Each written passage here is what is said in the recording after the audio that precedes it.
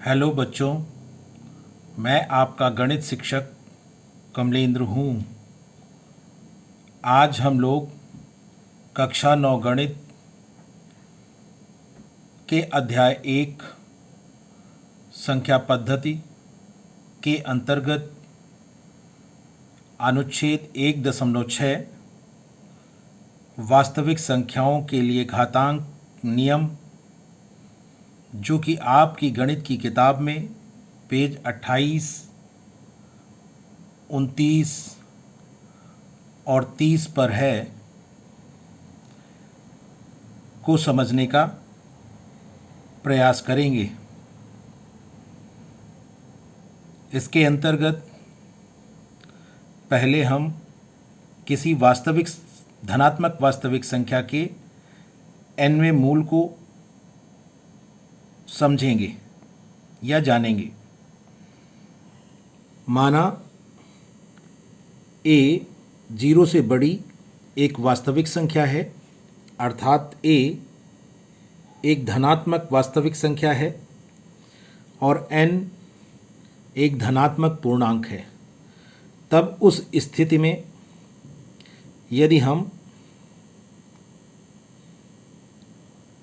इस प्रकार चिन्ह लगाकर a को लिखते हैं, तब हम इसे a का nवां मूल पढ़ते हैं, अर्थात a का nवां मूल बराबर b होता है, जबकि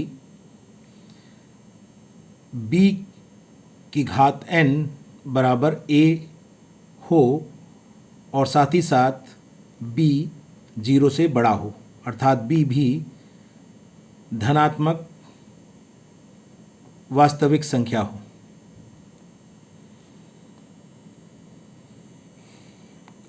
यदि हम अंकीय संख्याओं को लेकर इसे समझने का प्रयास करें तो वर्गमूल 4 बराबर 2 हम ले सकते हैं। यहाँ पर वर्गमूल चिन्ह के ऊपर कोई संख्या नहीं लिखी है, तो हम यहाँ पर निश्चित रूप से 2 मानते हैं, अर्थात n यहाँ से तुलना करें तो n यहाँ पर 2 के रूप में है, जिसे हम वर्गमूल पढ़ते हैं। वर्गमूल 4 बराबर 2 हम लिखते हैं। यहाँ पर 2 पर जब हम घात 2 लगाते हैं तो हमें 4 प्राप्त होता है, और हम यहाँ पर देख रहे हैं कि 2 0 से बड़ा है। यहाँ पर यह ध्यान देने वाली बात है कि हमने वर्गमूल 4 को ऋण 2 के बराबर नहीं लिया है, जबकि हम जानते हैं कि ऋण 2 का वर्ग भी 4 होता है।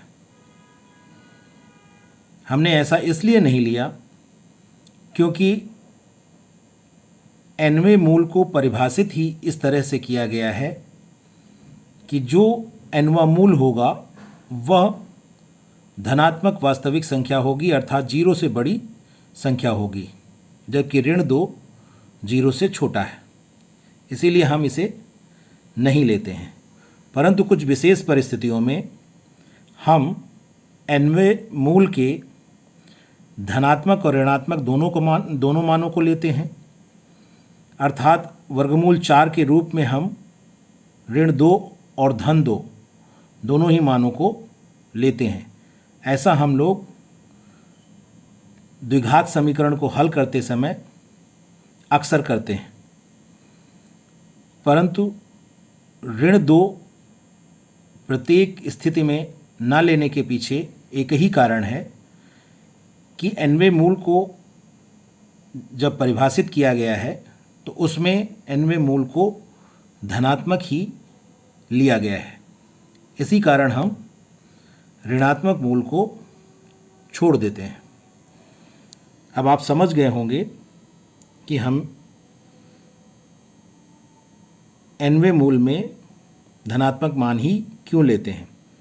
यहाँ पर एक बात और हमें समझ लेनी चाहिए कि जो nवें मूल का धनात्मक मान होता है उसे हम मुख्य मूल भी कहते हैं। अंग्रेजी में इसे प्रिंसिपल रूट कहते हैं।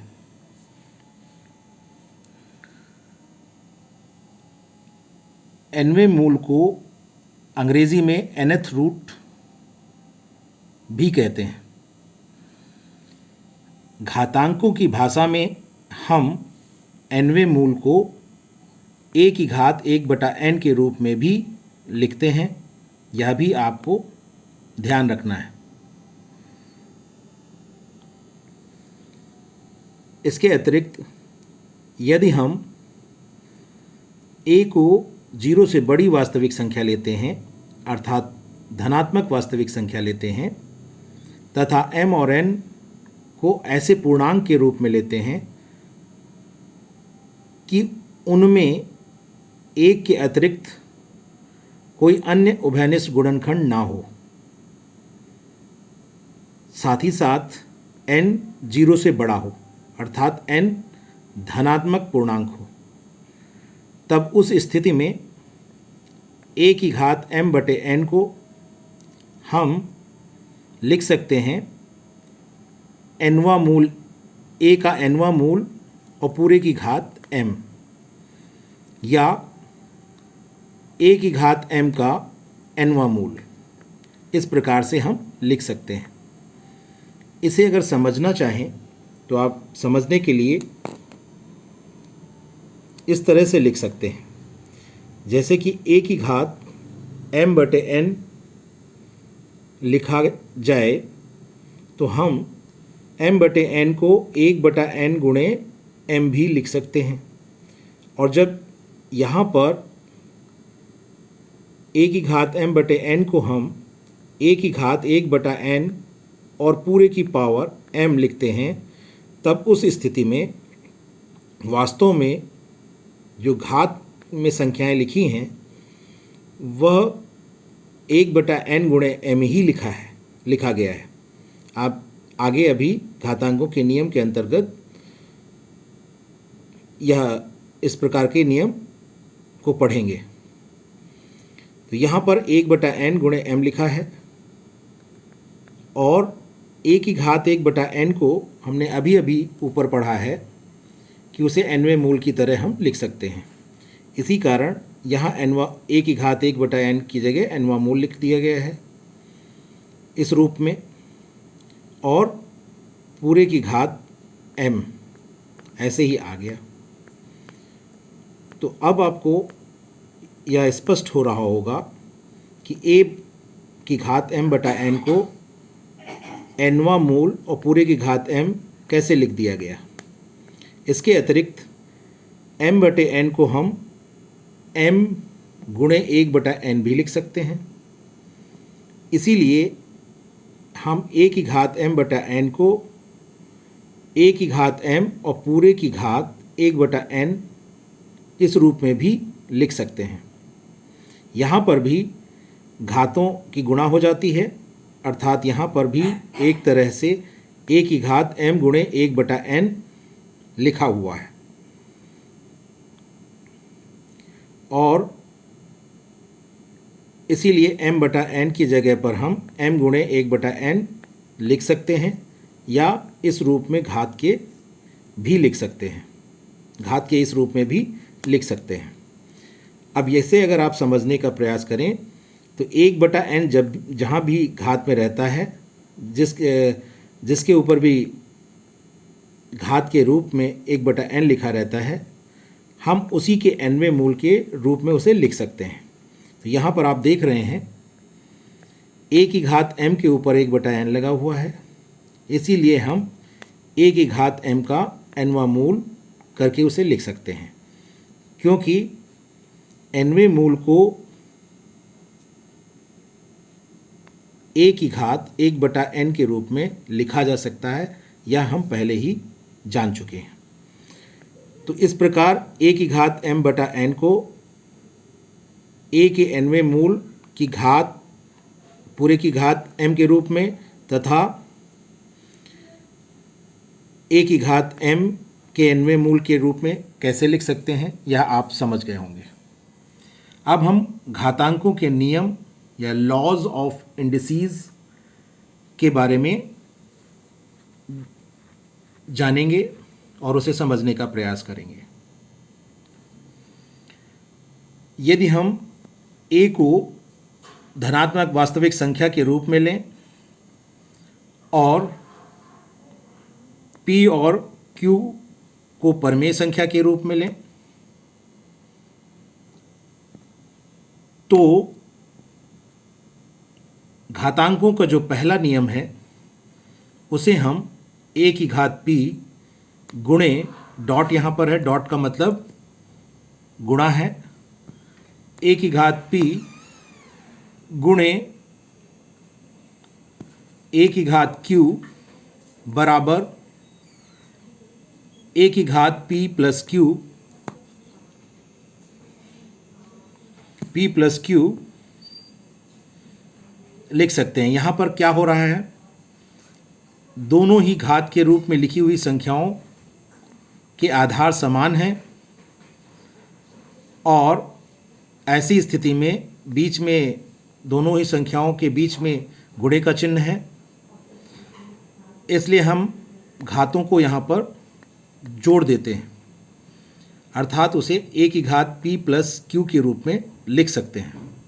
यही घातांकों का पहला नियम है कि आधार जब भी समान हो और बीच में गुणे का चिन्ह हो, उस स्थिति में हम घातों को जोड़कर और आधार को इस प्रकार लिखकर व्यक्त कर सकते हैं, अर्थात a की घात p गुणे a की घात q बराबर a की घात p धन q होता है। दूसरा जो घातांक का नियम है वह यह बताता है कि यदि a की घात p और पूरे पर घात q है तो इसे हम a की घात p गुणे q लिख सकते हैं। यहाँ पर a की घात पी क्यू लिखा गया है, इसका अर्थ a की घात p गुणे q ही है। यहाँ पर हम देख रहे हैं दोनों ही घातों की घात में गुणा हो जा रही है, अतः इसे भी समझकर याद करें तो आसानी से याद कर सकते हैं। घातांकों का जो तीसरा नियम है जिसे हम a की घात p बटा a की घात q बराबर a की घात p ऋण q के रूप में लिखते हैं। यहाँ पर हम देख रहे हैं कि अंश में जो घात के रूप में संख्या लिखी है और हर में जो घात के रूप में संख्या लिखी है, दोनों में आधार a है अर्थात समान है, और ऐसी स्थिति में हम आधार को लिखते हैं और घात के रूप में अंश की घात में से हर की घात को घटा देते हैं और इस प्रकार हमें यह सूत्र प्राप्त हो जाता है। घातांक का जो चौथा सूत्र है या नियम है उसे यदि हम समझने का प्रयास करें तो हम देख रहे हैं a की घात p गुणे b की घात p लिखा हुआ है बाईं ओर। यहाँ पर कोई a की घात p और b की घात p के बीच कोई चिन्ह नहीं है, इसका अर्थ यह है कि बीच में गुणे का चिन्ह है। यह हमें हमेशा ध्यान रखना है। यदि दो राशियों के बीच में कोई चिन्ह ना हो तो हम सदैव गुणे का चिन्ह वहाँ पर मानते हैं। यदि किसी राशि के पहले कोई चिन्ह ना हो तो हम वहाँ पर सदैव धन चिन्ह मानते हैं। यह आपको पता होना चाहिए। यहाँ पर चूँकि आधार अलग अलग हैं परंतु घातें समान हैं और बीच में गुणे का चिन्ह है, आप देख रहे हैं दोनों संख्याओं के बीच में। ऐसी स्थिति में हम दोनों आधारों को गुणे के रूप में लिखकर और पूरे पर वही घात लगा देते हैं जो दोनों की घात है। तो इसीलिए हम a की घात p गुणे b की घात p को ab पूरे की घात p के रूप में लिखते हैं। मुख्य रूप से यही 4 घातांक के नियम हैं, परंतु नियम नंबर 3 से हम 2 और उपनियम या उससे 2 निष्कर्ष प्राप्त कर सकते हैं। आप यहाँ पर देख रहे हैं 5वें निष्कर्ष के रूप में हमने a की घात 0 बराबर 1 लिखा है, और 6ठे निष्कर्ष के रूप में हमने 1 बटा a की घात p को लिखा है a की घात माइनस p के बराबर, अर्थात 1 बटा a की घात p बराबर a की घात माइनस p। यह हम प्राप्त कैसे करते हैं, इसे आप समझना या चाहें तो समझ सकते हैं। नियम नंबर 3 में जो आप देख रहे हैं a की घात p बटा a की घात q बराबर a की घात p माइनस q है।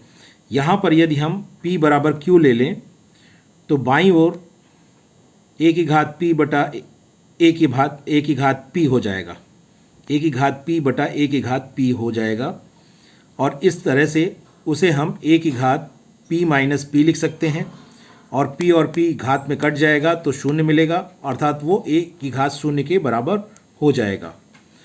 और a की घात p बटे a की घात p को हम अगर सरल कर दें तो हमें 1 प्राप्त होता है, और इस प्रकार हम कह सकते हैं कि a की घात 0 बराबर 1 के होगा। इसके अतिरिक्त 6ठे निष्कर्ष को यदि हम समझना चाहते हैं तो घातांक नियम नंबर 3 में p बराबर 0 और q बराबर p लेकर इस निष्कर्ष को हम प्राप्त कर सकते हैं। a की घात p बटे a की घात q बराबर, जब हमने p को 0 माना तो a की घात 0 हो जाएगा, और a की घात q a की घात p हो जाएगा, क्योंकि हमने q को p के बराबर माना है। और हम 5वें निष्कर्ष में यह देख चुके हैं कि a की घात 0 1 के बराबर होता है। ऐसी स्थिति में a की घात 0 बटे a की घात p 1 बटा a की घात p हो जाएगा, और इसी को हम यहाँ पर आप देख रहे हैं a की घात 0 बटा a की घात p है। इसे हम नियम नंबर 3 से a की घात 0 माइनस p भी लिख सकते हैं, और 1 बटा a की घात p को हम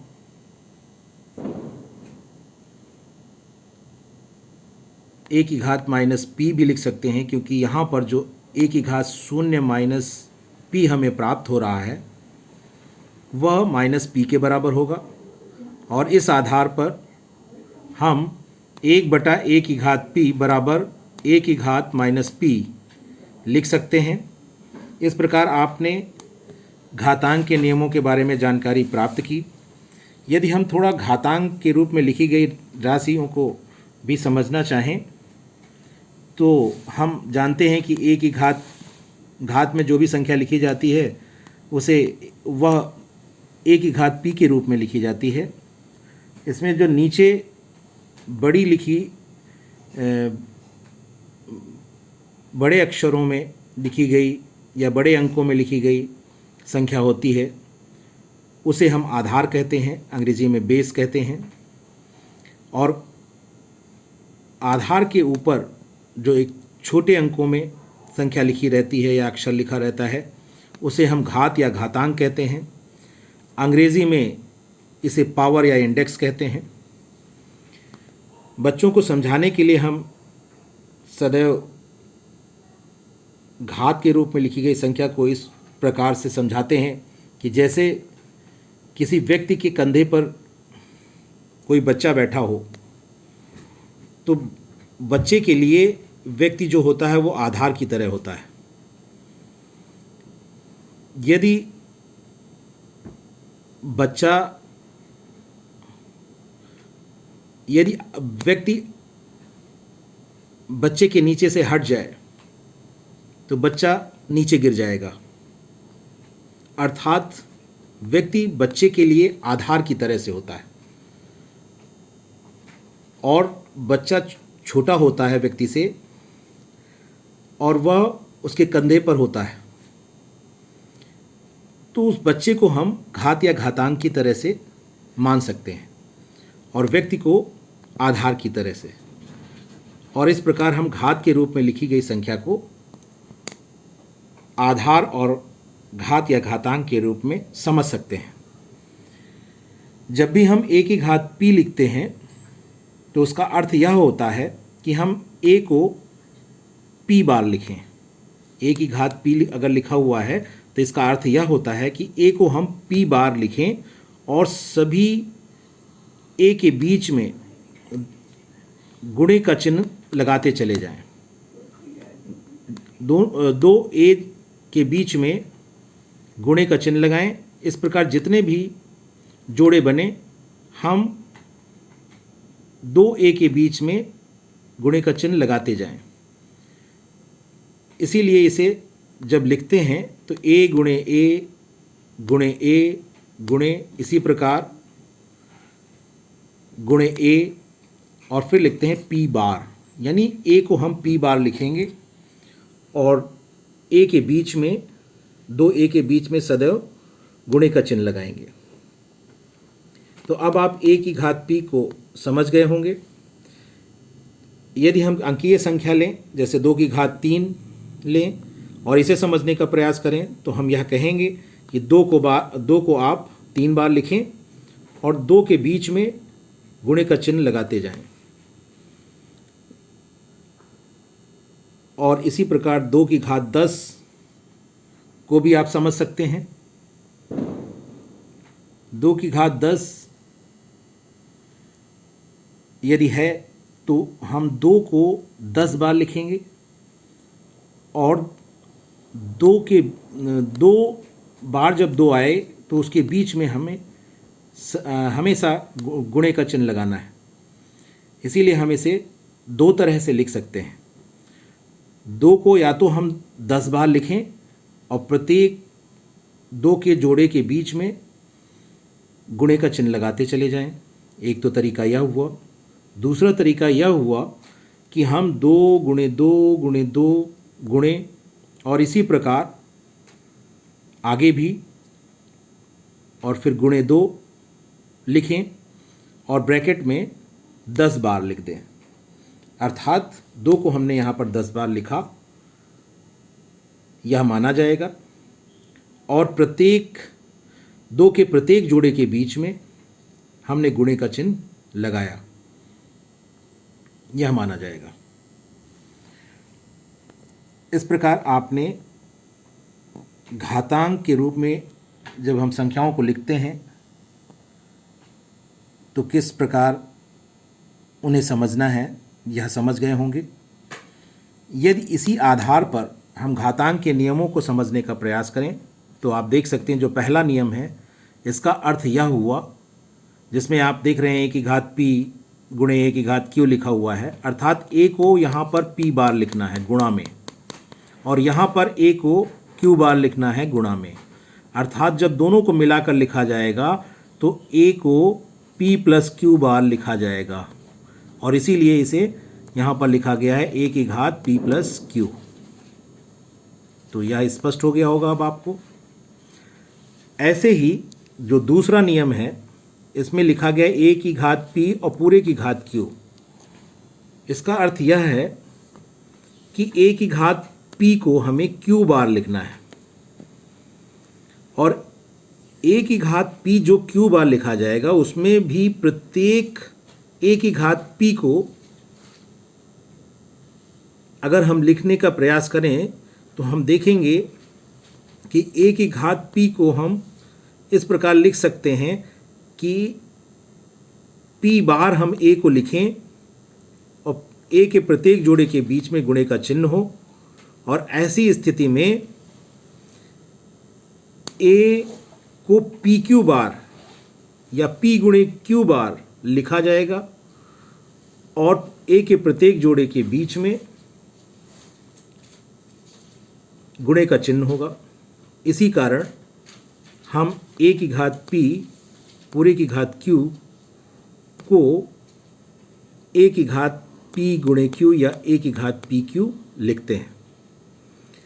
यदि हम नियम नंबर 3 को इसी प्रकार समझने का प्रयास करें, जिसमें a की घात p बटे a की घात q लिखा है, तो आप जानते हैं कि a की घात p का अर्थ यह हुआ कि a को p बार लिखा जाए और a के प्रत्येक जोड़े के बीच में गुणे का चिन्ह हो। ऐसे ही हर में जो a की घात q लिखा है उसमें a को q बार लिखा जाए और a के प्रत्येक जोड़े के बीच में गुणे का चिन्ह हो। तो तब ऐसी स्थिति में यदि p बड़ा है q से तो p माइनस q बार 1 को लिखा जाएगा, क्योंकि अंश और हर में a जो q बार लिखा होगा और p में भी a जो q बार आएगा वो आपस में कटते जाएंगे और अंश में केवल a p माइनस q बार ही बचेगा। इसी प्रकार हम इसको समझ सकते हैं। और नियम नंबर 4 को यदि हम घातांकों के रूप से समझना चाहें तो इसका अर्थ यहाँ पर यह है कि आप देख रहे हैं लिखा हुआ है बाईं ओर a की घात p गुणे b की घात p।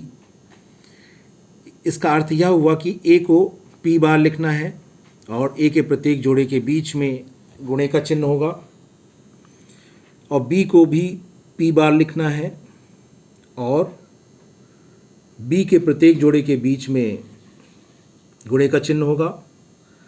अब ऐसे में हम a b का एक जोड़ा बना सकते हैं और ए बी गुणे ए बी गुणे ए बी गुणे ए बी ऐसे करके p बार हम लिख सकते हैं। और इसी कारण हम a की घात p गुणे b की घात p को ए बी पूरे की घात p के रूप में लिख सकते हैं। इस प्रकार आपने घातांकों के नियम के बारे में जानकारी प्राप्त की। इस वीडियो में बस इतना ही। धन्यवाद।